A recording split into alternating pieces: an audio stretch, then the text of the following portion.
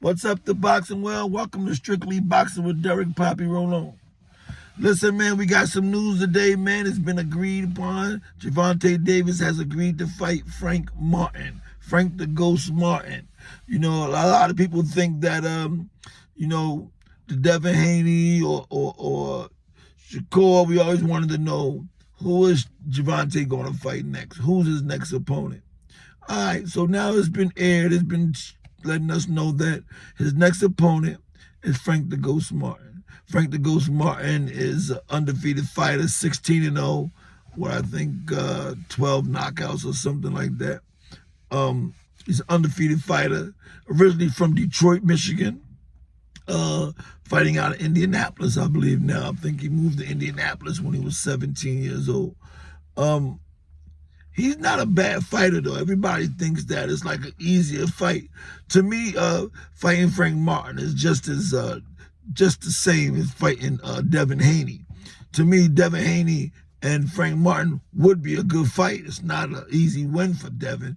And I don't think Frank Martin is going to be an easy win for Gervonte. I think it's a good fight for us to see.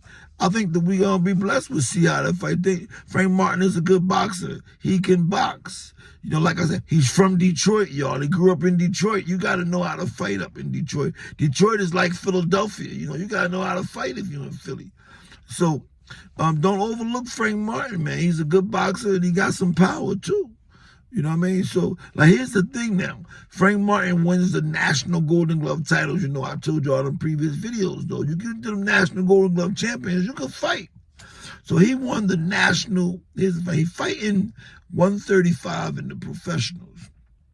And he's fighting for the lightweight world, Gervonte Davis WBA world lightweight title.